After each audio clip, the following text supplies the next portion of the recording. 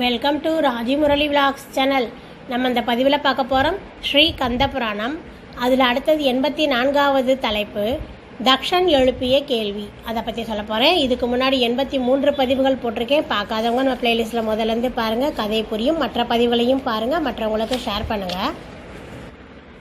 தக்ஷன் முனிவரை பார்த்து சொன்னான், மகரிஷி, யாகத்துக்கு ருத்ரரே தெய்வம் என்று கூறுகிறீர்கள். நீர் கூறும் ருத்ரரை போல ஏகாதச ருத்ரர்கள் இருக்கிறார்கள். வடகிழக்கு திசையின் அதிபதியான ஈசான ருத்ரர்கள் இருக்கிறார்கள். விஷ்ணுவுக்கு அவிர்வாகம் கொடுக்காது ருத்ரருக்கே கொடுக்க வேண்டும் என்றால் இந்த ருத்ரர்களுக்கு தந்து யாகத்தை நிறைவேற்றுவேன் என்றான் தக்ஷன்.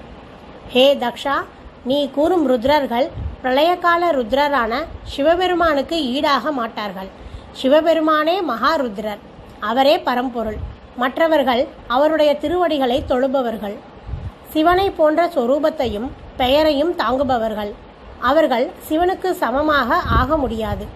பல காலம் சிவனை குறித்து தவம் செய்யும் அவருடைய பக்தர்கள் அவருடைய தோற்றத்தையே அடைவது போல இந்த ருத்ரர்கள் சிவனுடைய ரூபத்தை தாங்கி இருக்கிறார்கள். இந்திரன் முதலான தேவர்களைப் போல அவர்கள் இங்கு வரக்கூடியவர்கள் அல்லர் என்றார் முனிவர். மகரிஷே, படைத்தலும் காத்தலும் புரியும் பிரம்மனையும் விஷ்ணுவையும் ஒதுக்கிவிட்டு அழித்தல் தொழில் புரியும் ருத்ரன் மாத்திரம் முழுமுதற் கடவுளாக விளங்குவது ஏன் என்று கேட்டான் தக்ஷன். தக்ஷ பிரஜாபதே, பிரம்மனோடும் விஷ்ணுவோடும் சேர்த்து ருத்ரரை எண்ணுவதால் ருத்ரரை மும்மூர்த்திகளில் ஒருவர் என்றே நீ பேசுகிறாய். பிறப்பு இறப்பு இல்லாத பரம்பொருளுக்கு பெயரோ உருவமோ செயலோ இல்லை. ஆணவ மனத்தில் சிக்குண்டுள்ள ஆன்மாக்களுடைய வினைகளை போக்க அவர் பெயரையும் உருவத்தையும் செயல்களையும் கொண்டு ஜீவன்களுக்கு அறிவு விளக்கம் செய்து பிரம்மன், விஷ்ணு, இந்திரன் முதலான தேவர்கள் ஆகியோரை உண்டாக்கினார்.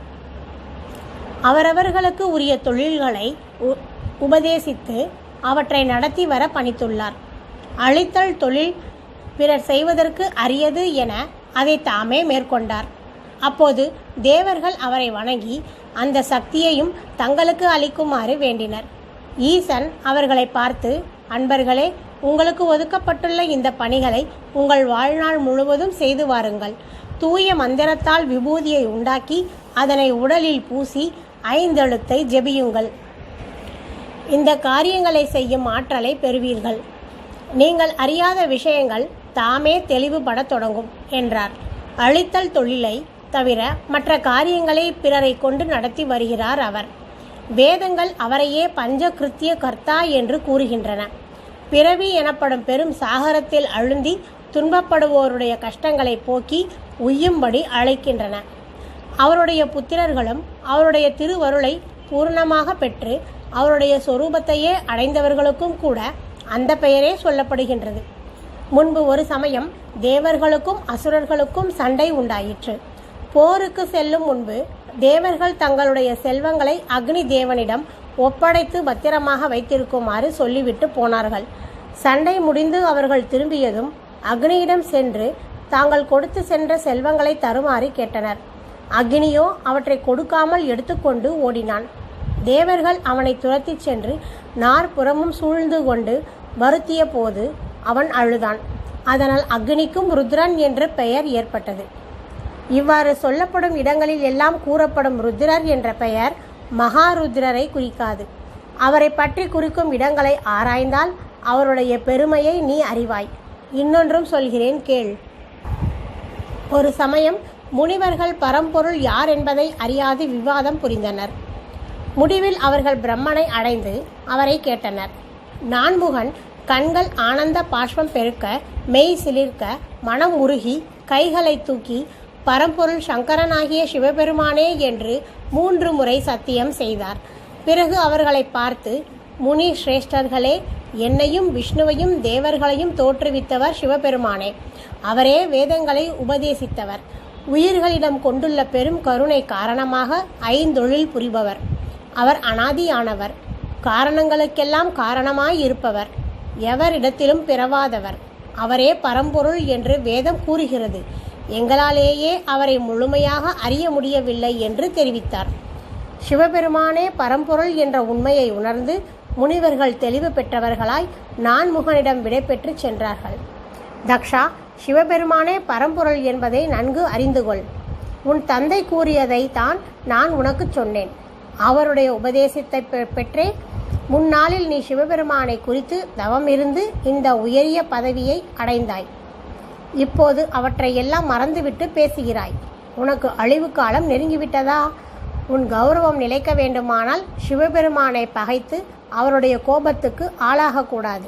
அவருக்கு உரிய அவிர்வாகத்தை கொடுத்து யாகத்தை நடத்து என்றார் ததீசி முனிவர். அவருடைய உபதேசத்தை கேட்டு தக்ஷன் கலகலவென்று நகைத்தான். மகரிஷே, பரம்பொருளாகிய சிவன் எலும்பையும் மண்டை ஓடுகளாலான மாலையையும் அணிவாரோ? தேவர்களின் உடல்கள் வெந்த சாம்பலை பூசுவாரோ? கங்காளத்தை ஏந்தி திரிவாரோ? யானை தோலை போர்த்தி கொள்வாரோ? அக்னி, மான், மழு, சூளம் ஆகியவற்றை ஏந்துவாரோ? எங்கும் பிச்சை ஏற்பாரோ? பேயனை போல கூத்தாடுவாரோ? பூதங்கள் சூழத் திரிவாரோ? கொடிய நாகங்களை ஆபரணமாக அணிவாரோ? வெண்டலையை தலையிலே அணிவாரோ? நிர்வாணியாய் நிற்பாரோ? பல்வேறு உருவங்களை கொள்வாரோ? ரிஷவத்தின் மீது ஏறுவாரோ? விஷத்தை பருகுவாரோ? சுடலையில் ஆடுவாரோ? ஒருத்தியை சடையிலும் மற்றொருத்தியை பக்கத்திலும் வைத்திருப்பாரோ? பிள்ளையையும் பெறுவாரோ? தாமத குணத்தை அடைந்திருப்பாரோ? பரமாயிருப்பவன் பரிசுத்தனாய் தயாநிதியாய் சகல நற்குணங்களையும் பெற்றவனாய் இருக்க வேண்டும். அப்போதுதான் அவன் மூலம் என அழைக்கப்படுவான். சிவபெருமான் இவற்றுக்கெல்லாம் புறம்பாக இருப்பவர் ஆதலால் அவருக்கு யாகத்திலே அவிர்வாகம் கொடுக்க மாட்டேன் என்று உறுதியோடு சொன்னான். தக்ஷன் கூறிய வார்த்தைகளை கேட்டு ததீசி முனிவர் மிகுந்த கோபத்தை அடைந்தார். சிவபெருமானுடைய உண்மை இயல்புகளை அறியாத அவனிடம் பேசுவதே வியர்த்தம் என்று தோன்றியது. ஆயினும் ஈசனை இகழ்ந்து பேசியதால் அவனுடைய கேள்விகளுக்கு மறுமொழி கூற வேண்டும் என்று தீர்மானித்தார். அவருடைய விளக்கத்தை கேட்டு ஒருவேளை அவன் மனம் மாறாதா என்று அவர் எதிர்பார்த்தார். ஓகே ஃப்ரெண்ட்ஸ், இந்த பதிவு பிடிச்சிருந்தா லைக் பண்ணுங்கள், கமெண்ட் பண்ணுங்கள். அடுத்து 85வது தலைப்பு ததீசி முனிவர் தந்த விளக்கம் அடுத்த பதிவில் பார்ப்போம். Thank you friends.